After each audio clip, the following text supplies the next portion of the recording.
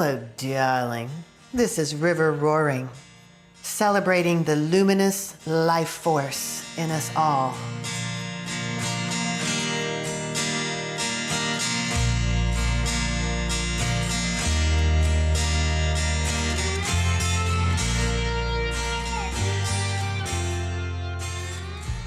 Hello, darling.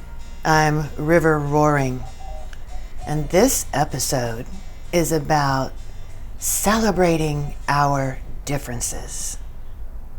Celebrating our beautiful differences in sexual expression, including all human beings, no matter shape, size, of course, color,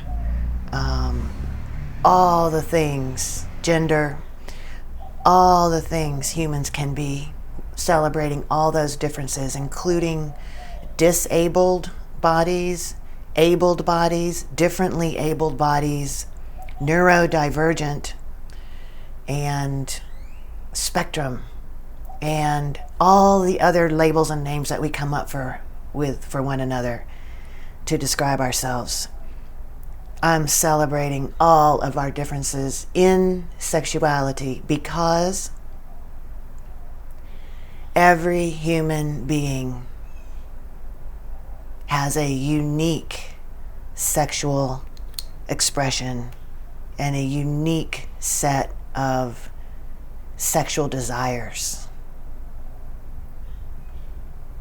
Every single human being has an extremely unique, deep set of sexual desires and way that you express sexuality. You have a very unique way. Think about your own fantasies. Think about things that your own body has reacted to that maybe surprised you.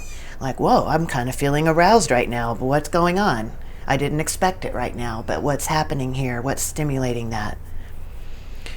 Of course, many of us are taught we're supposed to be aroused at a certain time and not supposed to be aroused at other times, which is false. So then we start judging ourselves and thinking we're broken when we're aroused at the wrong time and not aroused at the time we think we're supposed to be aroused. So there's so many cultural myths and incorrect ideas that are part of our society we're living in right now. So today I want to celebrate all the various types of bodies and minds and individuals that are human. Disabled, differently abled, neurodivergent. So I have been a sexual healer professionally for about 15 years. And that's only way I've earned my living for 15 years, basically. Actually, I did, of course, most of you know that I was a trial attorney with my own law office for over 20 years. Trial attorney and lobbyist in Austin, Texas, with an office by the courthouse and the Capitol. But after that, I have exclusively earned my living through sexual healing. And in that, I've studied and learned from many, many teachers, and I've also seen many, many human bodies. And the beautiful part of being human is that every single one of us who is a human has a heart portal. The heart portal that is capable of just as much love and affection as every other human. There's no person who's human who has a heart that is capable of loving in different ways than other people's hearts are capable of loving. We're all capable of loving. We all have a heart. And another thing that every single human has is a physical body and an energetic body. So if you are a human being, you have your physical body that you can touch and feel, and then you are a multidimensional entity, and one of your dimensions is having an energetic body. And it's in that energetic body where sexual energy practice lives, and where we cultivate our energy, our sexual energy. And it's actually aroused sexual energy that arouses us. So a lot of people feel like they might not have access to full sexual function. And that's why I'm making this podcast. So first I want to talk about overall just differences in human beings. It's kind of like every single one of us is different from one another. We're not the same. Nobody's the same as each other. And nobody has the exact same sexual arousal, interests, and turn-ons. Nobody. So no matter what your body and mind are like, you're like a puzzle piece, and I'm like a puzzle piece, and we're all like a little different puzzle piece. And the question about sexual partnership is, hey, do I know my own puzzle piece? Do I know how I get aroused and what I love and what my desires are? No matter what they are, do I know what they are? And then, do I know my own puzzle piece and the shapes of my puzzle piece? And then, do I see a partner whose puzzle piece fits together with my puzzle piece?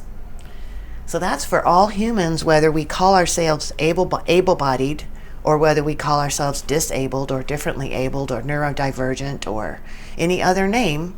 That's still true for us. We're puzzle pieces, and ideally we find a sexual partner whose puzzle piece fits with our puzzle piece. So even humans who consider themselves totally abled and, like, say, able-bodied and, let's say, normal, quote unquote, mentally, we're not normal. We're not the same. We're very different, you know? And so for even able-bodied people, I meet a lot of people who feel like, well, my body is considered able-bodied, but my body's broken sexually somehow.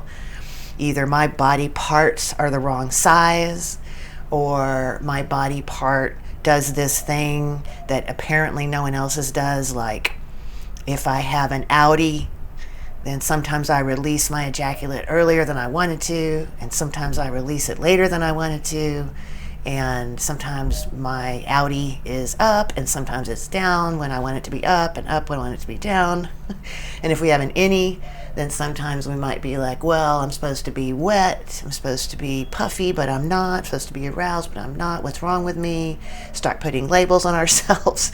So even able-bodied humans can start labeling ourselves with, I'm broken sexually.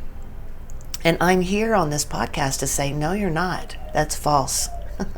You are perfect and whole in your sexuality, and your sexuality is gorgeous, beautiful, and you have full capacity for sexuality. So even able-bodied humans often give themselves the same kind of labels as society does give to other people, such as disabled and broken, which are not true. Those are false. So I spend my career and time working with people to help them see how healthy their sexuality is once we peel off all the layers that are false that our culture has put on top of us sexually. And then I want to talk about a person who might be disabled or differently abled physically.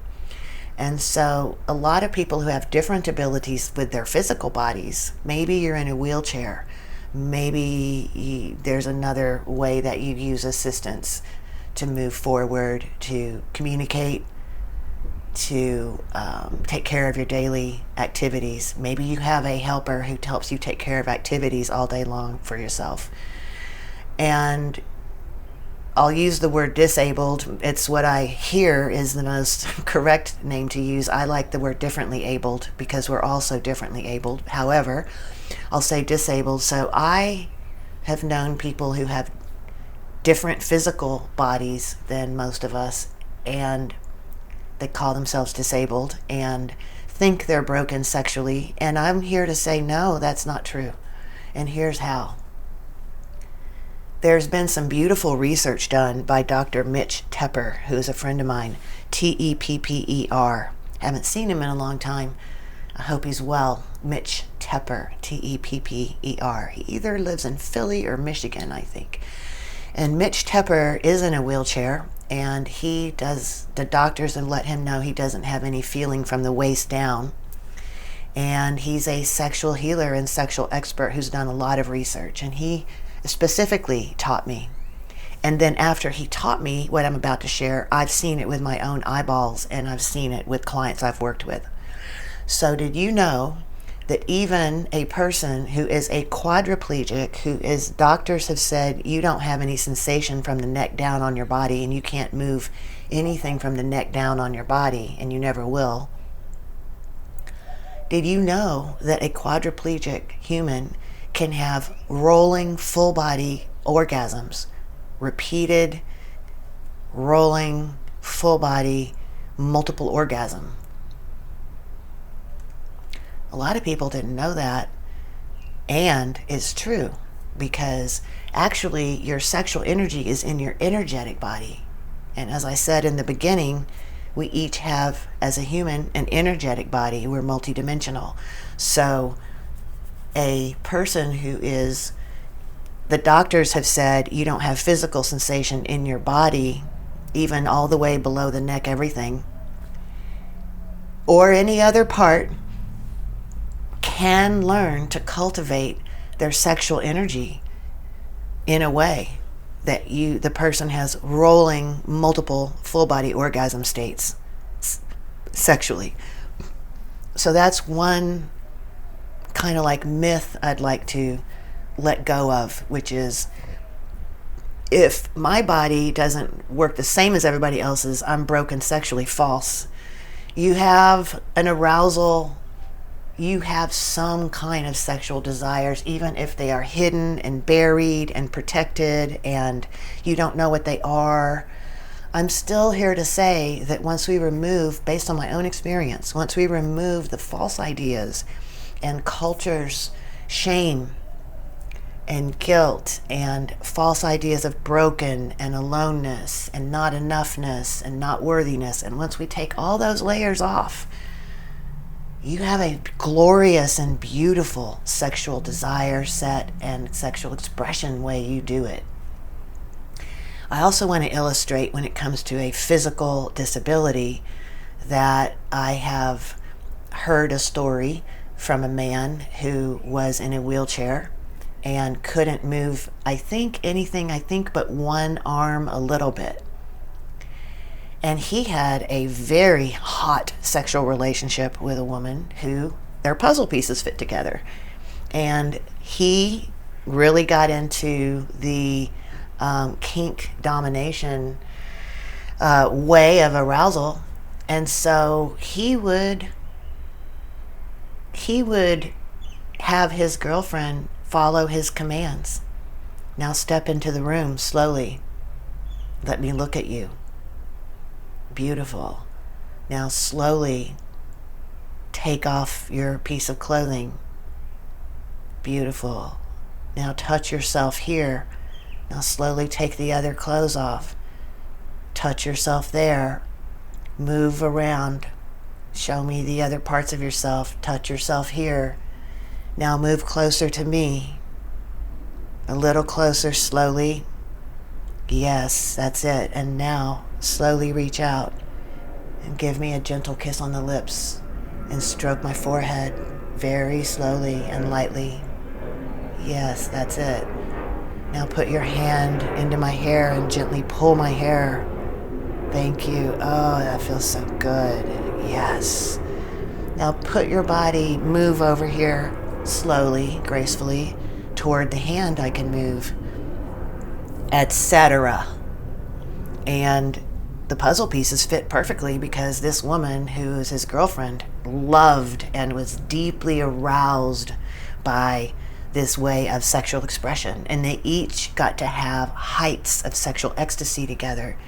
In fact, I think it's fascinating, because a person who has a different bodily function is probably has an opportunity to be a lot more creative in sexual expression than people who have sort of quote unquote standard body parts and are trying to follow some kind of mainstream porn sexual script, which is very boring and very deadening inside to the soul.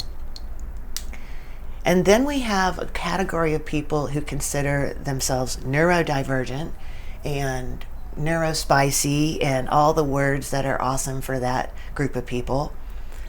And again, society or culture may have layered on layers that tell any person, I'm broken, I'm alone, I don't matter, I'm not enough, my needs don't matter, I don't function correctly, I can't have love. These are sad lies our culture puts on top of us. So any person with any ability level can have desire squished out of them. But it is my theory that every single beating heart that is a human soul has 100% glorious and full sexual expression. Just dive into what your own fantasies are, no matter where they lead you, because that will lead you toward your desire. And if you have trouble with sexual fantasy, I have a free sexual fantasy guide, which I'm going to put a link to here, The Lost Art of Sexual Fantasy. So a person who's neurodivergent, when I meet a person who is differently abled in physical, mental, or any other aspect, I just like to ask, okay, wow, this is exciting, because we get to find out about you, your unique qualities, your unique arousal mechanisms, and sexual expression. So what do you like to do?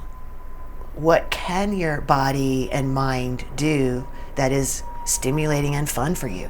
What's arousing, sexually arousing for you? It may be so different from most people. Like, for me, it's sexually arousing to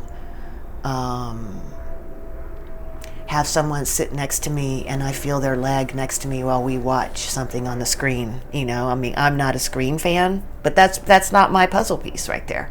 But for some people, yeah, the fact that you were sitting next to me and your leg was touching my leg for like 30 minutes was really warming, stimulating, exciting, heartwarming, opened my heart to love and expansion.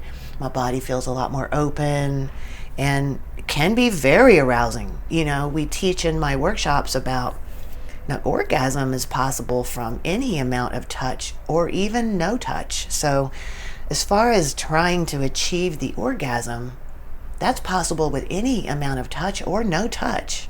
If you think orgasm defines the success of sexuality, which I don't, however many do, orgasm is within range for every human, if that is your standard of success. And my standard of success is we heightened our pleasure for the longest amount of time to the highest levels we could, and it was awesome. So the way I define really awesome sex is we expanded our pleasure to the highest levels for as long as we could, and it was awesome. There might be multiple orgasms in that space, there might be no orgasms in that space. It's still our puzzle pieces having a lot of fun. So no matter what your mental state, physical state, and now I want to also mention pharmaceuticals, because we are now more publicly and mainstream, there's a conversation more about pharmaceutical sexual harm.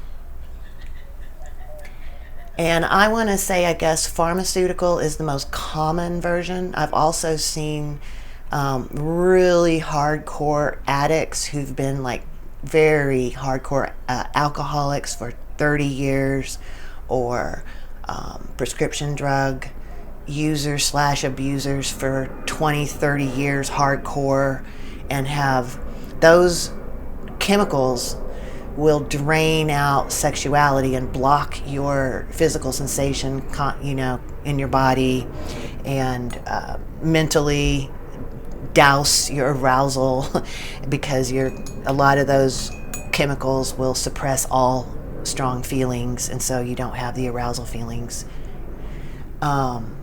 Yes, I have seen with my own eyes people who have been on decades of chemicals that have deadened their sexuality wake their body back up. That can be a slow process of waking back up.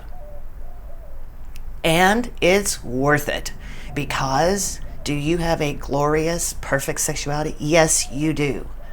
Yes, you do. And so if you choose to remove culture's obstacles and society's obstacles to your free-flowing, glorious sexuality, one obstacle might be all the false beliefs. I'm not enough, I'm not worthy, I'm not beautiful. And another obstacle that our mainstream culture offers is chemical obstacle. And if you choose to remove those in a quote unquote safe and gentle way, however that is for you, you have the capacity to completely wake that body back up. It's a process. It's like learning basketball. Like I just can't run out on the court and just play a great game. I've never heard of the sport before. I'm going to learn it. I'm going to train my body into basketball. And then I'm going to be able to play basketball really well. And I'm saying here on this podcast that every single human being with a beating heart has a fully glorious and absolutely stunning sexuality, sexual energy, and capacity for full self-expression and gratification, however you define the gratification. That seems like kind of a radical statement in our society when I think about it. I want to conclude here by talking about the beauty of our differences. My goodness, what would this culture be like if each one of us looked the same, liked the same things, had the same body, same mind, liked the same things? I mean, that's just not the universe we live in. We live in a universe where every single human being is really radically different from every other single human being. And isn't that beautiful? So I do want to point out that our differences are what attracts us to each other. Think about your own sexual desire. Your desire, no matter what it is, no matter how large or small your fantasy is in your own view, if it's like, wow, my fantasy is someone sitting next to me and their leg touches mine for 30 minutes and I'm getting my body is feeling pleasure. Or if yours is, I really love 3-hour sexual escapades where everything happens. In any case, dive into your sexual fantasy for one moment here and notice what you're desiring is something that is not already a part of you. That's another basic kind of like law of the universe and sexuality. We are not attracted and we're not desirous of an exact Twinkie of ourselves. Why would we be? What would attract us about that? There's nothing to learn, explore. There's nothing to literally arouse us. We're aroused by difference. Literally, we're aroused by difference.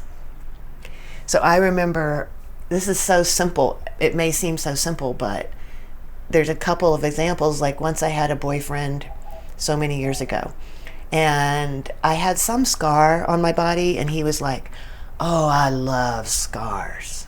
Ooh, I really, really love scars. I even feel my own body reacting right now because they show life experience. And man, they turn me on.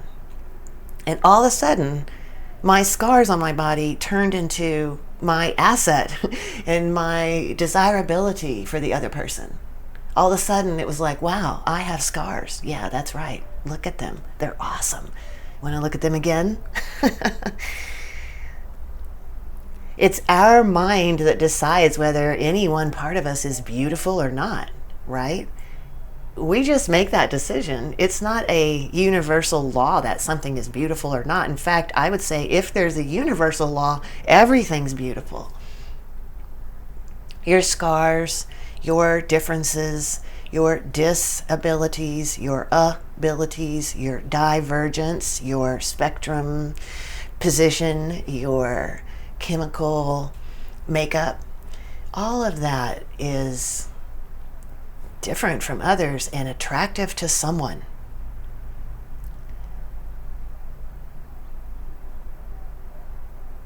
What would our culture be like if we fully celebrated all of these differences and we fully celebrated the way that each one of us is different? And we were like, wow, that's really interesting. That puzzle piece you have is appealing to my puzzle pieces. I'm feeling something in my body because I've woken it up. And I am noticing, for I don't have to know why it is, but I'm attracted to your puzzle piece. And that puzzle piece could be something that is very different for different people. Now, I grew up thinking that girls are supposed to be, number one, smaller than the boy in a partnership, and also skinnier than the boy. Of course, when I was in high school, they had a word called spinners. Probably some of you know what spinners are in sex. I'm just going to leave it at that for now. If you want to know, message me, talk more about that. But I used to think, well, girls are supposed to be beautiful, really small, really thin. And I really wasn't small and thin growing up. So I always thought, well, I don't have the ideal woman's body, but mine is good. And then I had a boyfriend years ago who said, well, I like a girl who's thicker. You're kind of scrawny and thin, but I'll make do. And I was like, oh, wow. This thing that I always thought was supposed to be the beauty ideal in women is actually a turnoff to this man who I ended up spending 4 years with. Not for that only reason, but it was like, wow, that thing that I thought was supposed to be so beautiful is actually kind of ugly in his eyes. It's not desirable. It's unarousing. Just think about that for a second. Any part of you, doesn't matter what it looks like, feels like, how it acts, when you take off the false obstacles to your own beautiful sexual flower and it blossoms, no matter how your flower looks when it blossoms, it's beautiful. And there are other flowers who fit together with your flower and really love your differences. I'm at the point in my own sexual progress where I really love differences. I love differences. Like, ooh, what you got over here? Oh, that's so interesting. If you have a super different difference, then I get to be like, wow, what does it feel like here? What does it feel like there? What do you notice with this? What does your difference do? What turns you on with all of your beautiful puzzle pieces? What a beautiful exploration it is to find what the other person, how they're different and how they get aroused and what their turn-ons are. So I think that people who see themselves as sort of like the same as other people actually have a lot we could learn from people who see themselves as very different from other people. Once those people who see themselves as different have truly found their glorious, unique, whole, and perfect sexual expression. I think there's a lot we could learn from those who have more differences than us, than those who believe we don't have as many differences.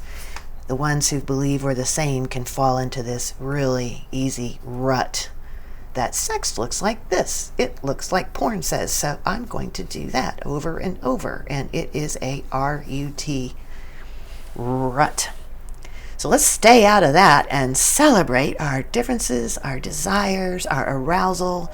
When you meet a new person and you're going to talk about sexual arousal, which I hope you do very often in your life, just go like, hey, how are you different? What arouses you or gives you pleasure that you find interesting? Because I might have the other puzzle piece to that.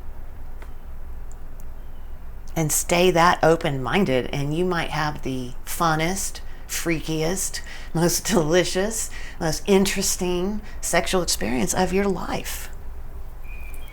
And so might the other person with that kind of open heart.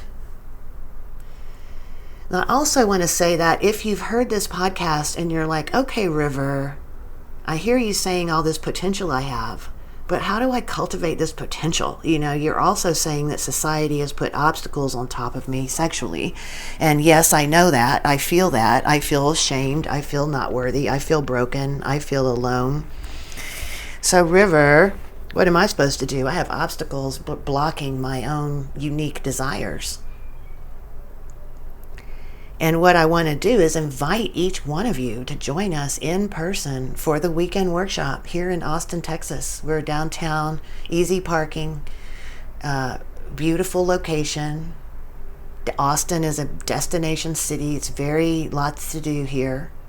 Come on into Austin, Texas and join us for a weekend workshop, because in the weekend workshop is all of my best guidance for how to let go gently of these obstacles and find your unique sexual arousal and pleasure mechanisms that are all yours.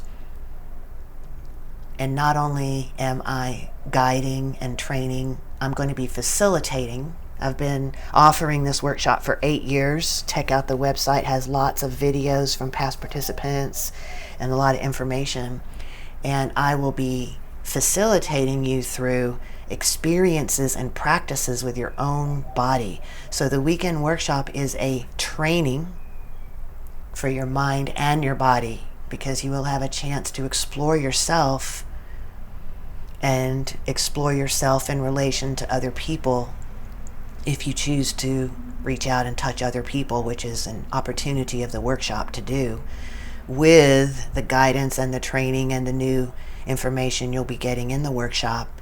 Hear the information, practice it with your own body, retraining your body in real time, and then sharing about it with a small group. I keep the group of the workshop maximum 10 participants so that we can really go deep together, and you can have a lot of space in that weekend to go really as deep as you want to go in that weekend, to uncover your gorgeous, perfect, whole, authentic, and wonderful sexual desires and sexual arousal. You are unique, and that is a good thing, my darling. That is a good thing. That's your sexiest asset. Whatever uniqueness you have, that's your sexiest asset. So, my darling, I definitely want to hear from you on this one. Please leave a comment, and if you see the podcast in a social media place, leave a comment. I'll come back around and look at comments. And even faster and easier to get in touch with me, come over to my website, riverroaring.com, and up in the top right-hand corner is Let's Connect and Let's Talk, River. And there you can give me any amount of comment, question, reflection, your experience, what you're wondering more about, anything you might want to hear more about, anything you might want to hear less about. All the feedback in the world. I would love to hear from you, my darling. So, let's celebrate our glorious, sexy, arousing differences. Because I am on earth to support all of those who are called to bring maximum love and light into their lives, liberating self-expression in all the realms where all is sacred. Your differences are sacred. Your samenesses are sacred. Your sexuality is deeply sacred. Connecting with you through this broadcast to create a cosmic web of love and light all throughout the realms. Because, my darling, together we can step into a more harmonious vibration. We can fly higher. We can lift one another up, shifting human consciousness forever for the highest good of all beings. May the love be with you, my darling, and may the love be with us all.